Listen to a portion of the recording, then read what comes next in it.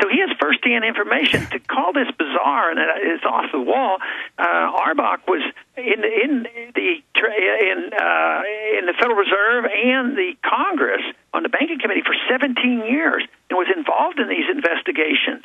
And to just write us off and say, I've never heard it. Sort of, when he said that, sort of reminded me about the debates when the mayor, shouted, and I can't believe this stuff, What are you saying? It's incredible. We've only got 4 minutes left with Congressman Ron Paul. We appreciate him joining us live today. The New York Times is reporting they may try to revive the carbon tax with a direct tax on fuel at the refinery. Senate trio hopes to hit pay dirt with carbon fee at the oil company's request. Where is the carbon tax going, as well as health care?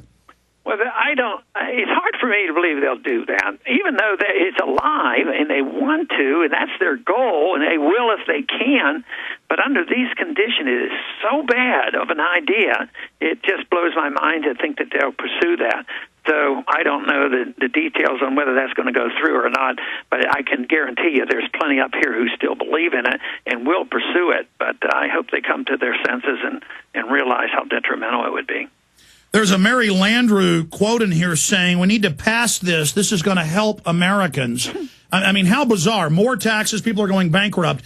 In closing, Congressman, we've now discovered that an Obama campaign operative has founded a coffee party. I actually had this idea with listeners 2 months ago to get real constitutionalists to take the Tea Parties back from the neocons. Now it turns out Obama picked up this idea, and that his campaign operatives are now getting all this media attention to tell us to love our federal government, that it's our federal government. I mean, that shows how powerful the Tea Parties are, if not just the Republican establishment, but now the Democrats are flooding in, trying to pose as patriots. Yeah.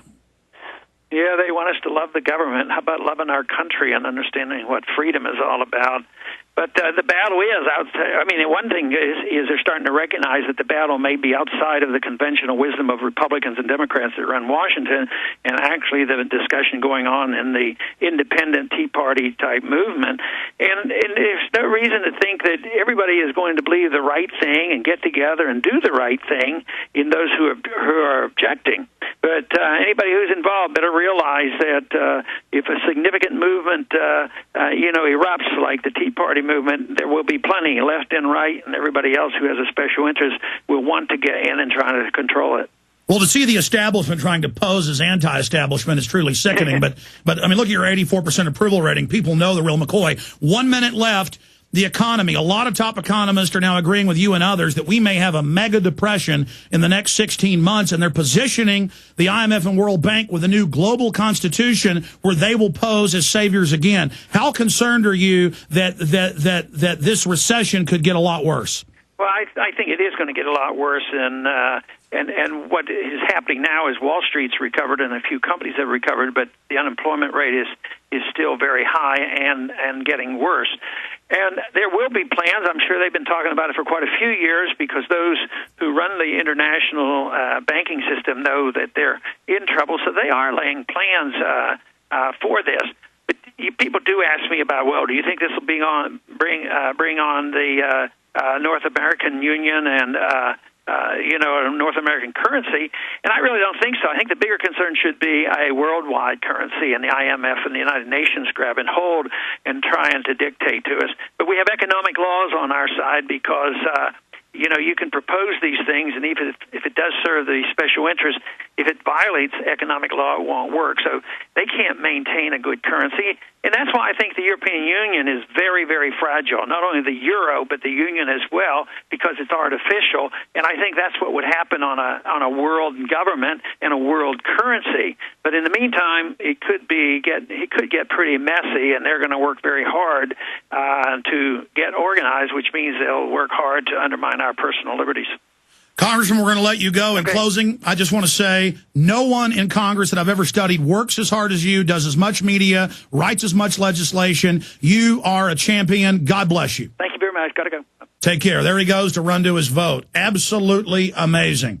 I mean, that guy is on TV about 10 times a day, does about 10 radio interviews. I've talked to his press people. Folks, I do 4 hours a day and do 2 or 3 interviews a day, and I'm constantly turning them down because at 36 years old, I mean, I'm exhausted. And that guy's 74 years old and just works so hard. And I'm just honored that I've been interviewing him since 1996 and that he has never changed, never flip-flopped. He's absolutely amazing. Congressman Ron Paul, 80% of the vote in the Texas primary, unheard of, 84% approval rating in polls. Ron Paul. But, oh, he's a kook. It's outrageous that the Federal Reserve's involved in bailouts or money laundering. And Bernanke will get up there and say, we've made all the money public. And then they say, okay, make this public. Well, we're not going to make that public. They think viewers on TV are so stupid. They get up in front of the Congress and lie in front of everyone. Unbelievable.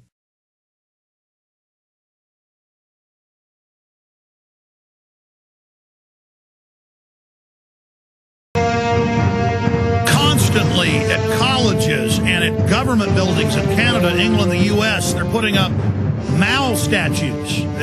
That's been in the news. At city halls, they're saying how great he is. I've seen 3 different Obama czars say Mao is good. Hugo Chavez is good because he's censoring the media and that we need to censor our media. China has forced abortion with women. Women are used as slaves in the factories.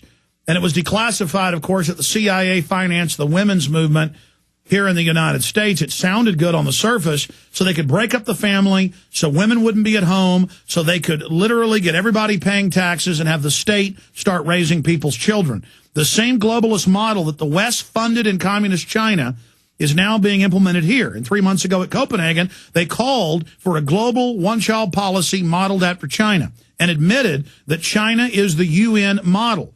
The U.S. and the top globalists in the mid-'70s made deals with China and moved all our technologies over there because they would adopt the globalist program. Then China would be built up into an industrial colossus to destroy all competition because no one can compete with 1,500,000,000 slaves. And that's what they're just about, 1,500,000,000. India, over 1 billion. It is just incredible what's going on. And to have the media praising a mass murderer is unprecedented. Now, Wayne Paul is a CPA, brother of Congressman Ron Paul. He is a in the Fed activist, a patriot of many decades, exposing the IRS, that is a collection agency for the Federal Reserve.